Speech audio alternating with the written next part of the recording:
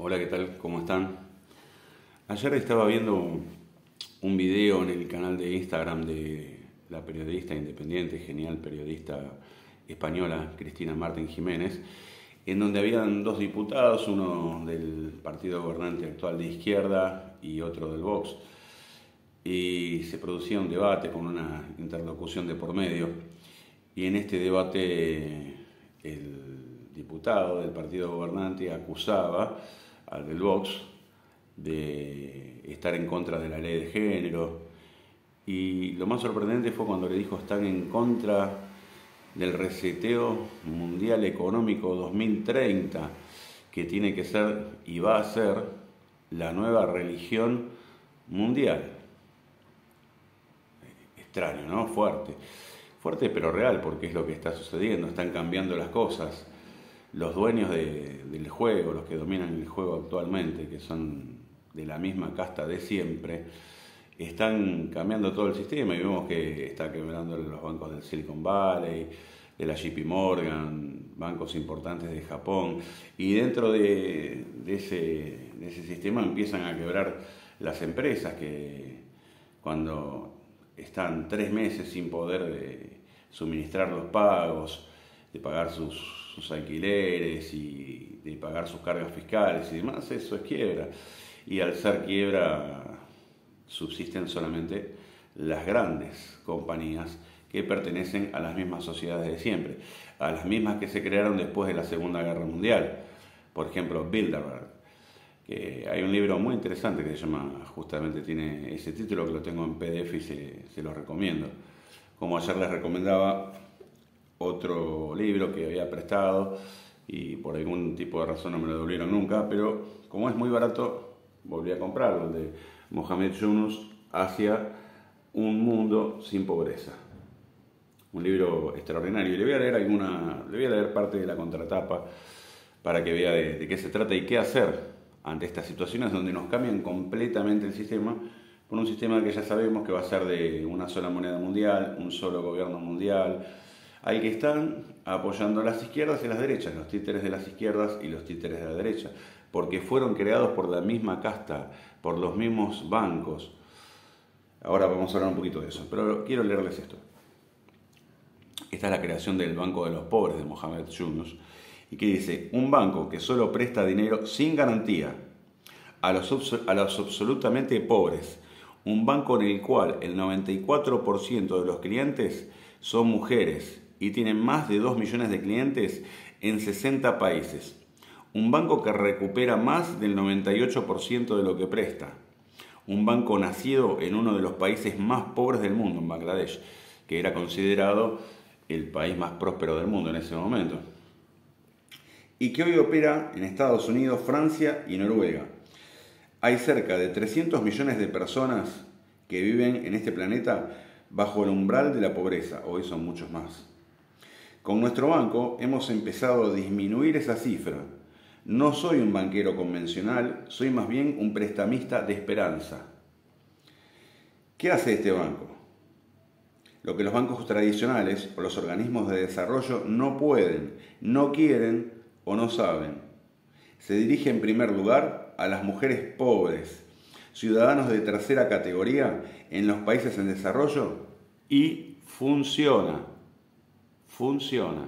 Ayer hablábamos un poquito de esta economía que, bueno, también me preguntaron, ayer se comunicaron 2 personas conmigo, una persona era totalmente desconocida y me hizo una llamada de Instagram, pero era por otro motivo, porque quería que acompañe a hacer una protesta, y la verdad que no estoy de acuerdo en esas protestas partidistas.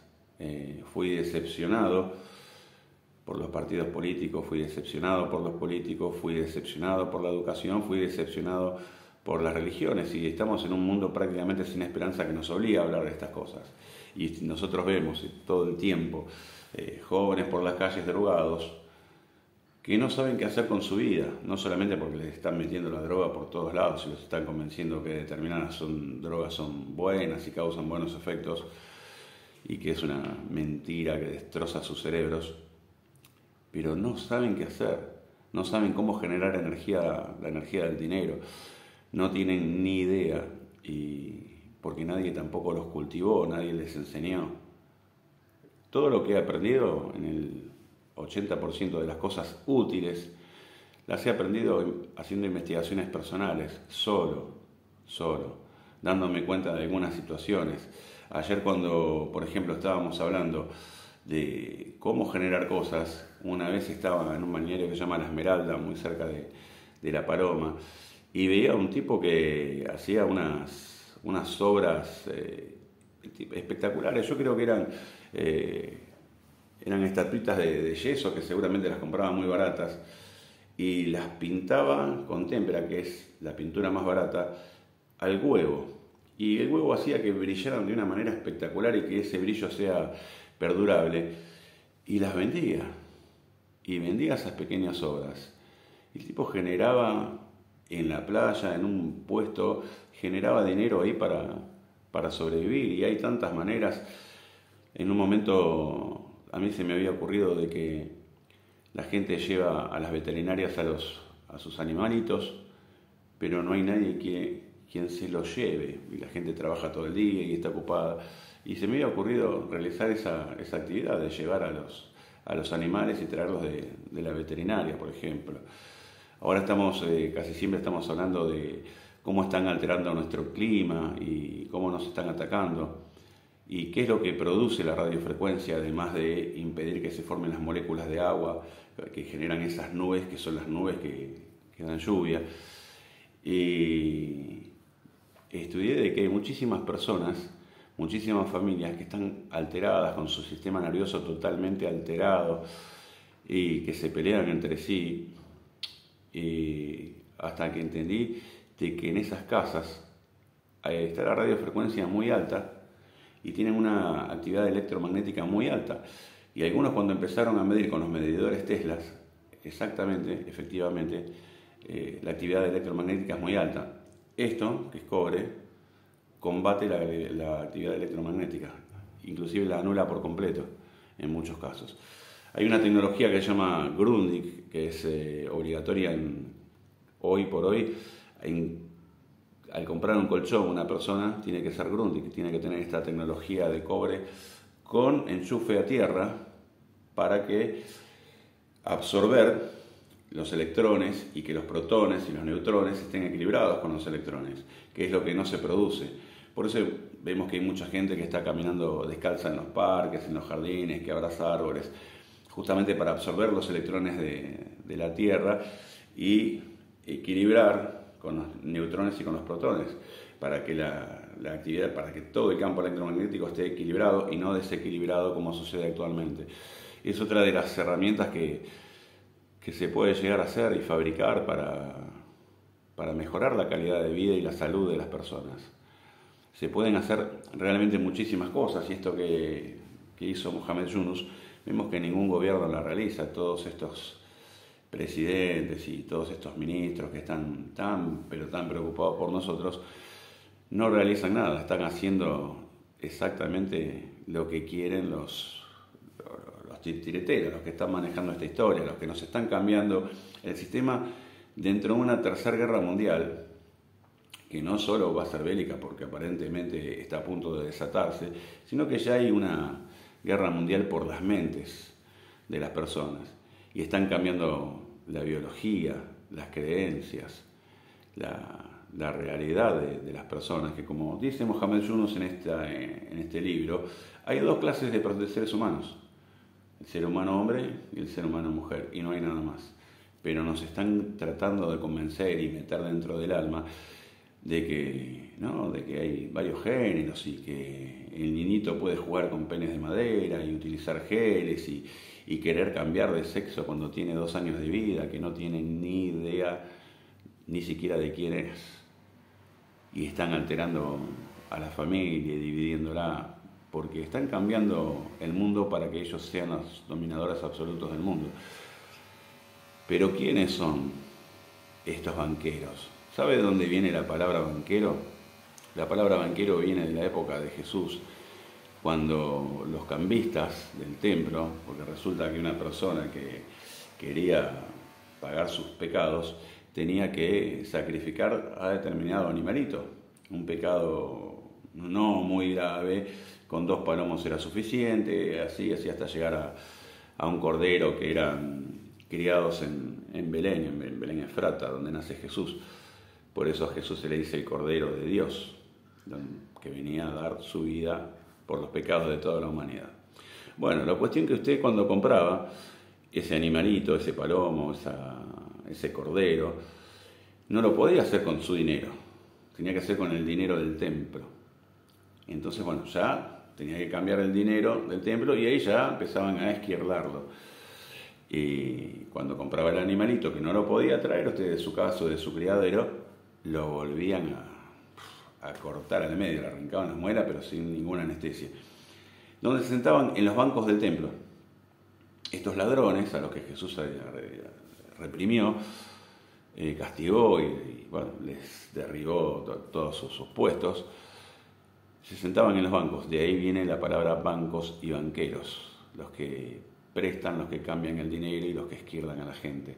Los que cambian el sistema, los que crearon las izquierdas, crearon las derechas, financiaron a la China comunista y financiaron absolutamente todo. Los que crearon determinadas sociedades, como en Inglaterra. En Inglaterra, en la época de la reina Victoria, en el siglo XIX, viene una gente extraña de Egipto con una piedra de 150 kilos, la famosa piedra de Escón, y bueno, él se presenta como un conde y ella como una princesa descendiente de Amón, de Egipto, y le dicen que esta es la piedra donde Jacob apoyó la cabeza y ella es una heredera, le dicen a la reina Victoria, y lo cierto es que tiene tanta locuacidad que los convencen, y entonces, bueno, cuando empiezan a entronar a todos los reyes, a todos los príncipes en el templo de Westminster, ella dice que es la prueba de que tiene el mundo para saber que ella puede dominarlos y gobernarlos con vara de hierro. Lo cierto es que no era ni anglo ni sajona. Ustedes saben que los sajones vienen del este de Europa, de la tribu celta, y los anglos del ángulo de la tierra en Inglaterra, que también son descendientes de los celtas. Bueno, lo cierto es que ella abre el juego y se casa con un rey alemán, y sus descendientes son los reyes de Dinamarca, de Noruega, de Francia, de España. 28 de los 56 presidentes de los Estados Unidos, es decir, el 50% de los presidentes norteamericanos, vienen de esa misma casta que dominan el mundo y que se casan inclusive entre ellos. Esa es la verdadera casta bancaria.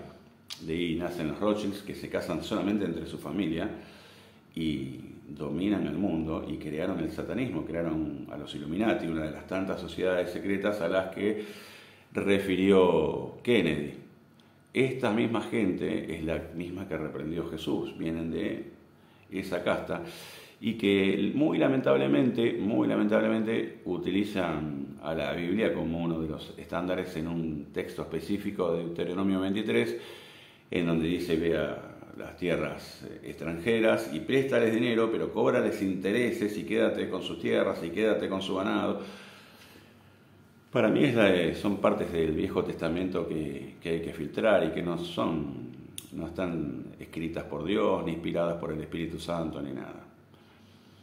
Pese a toda esta situación, les contaba de que voy a ir a la iglesia con mi hija, la menor, que se preocupa tan sobremanera por mí y me cuenta que hace oraciones por mí todo el tiempo y me pide que lea. Y en realidad, bueno, les conté de que fui defraudado por las religiones y por gente que está en las religiones. Y generalmente no tengo un concepto integrado, pero sí un sustrato integrado. Me encantan los evangelios y los considero extraordinarios y no hubo ser como Jesús en mi concepción y mi opinión y mi sentimiento. Pero hay muchas similitudes. Por ejemplo, Abraham, que es el padre de la fe cristiana, el padre de la fe musulmana, él se casa con Sarai y cuando viajan a Egipto le dicen al faraón de que no es la esposa, que es la hermana, para evitar que lo maten y que la tomen a ella. Pero hay exactamente la misma historia entre Brahma y Sarasvati, exactamente igual, la misma.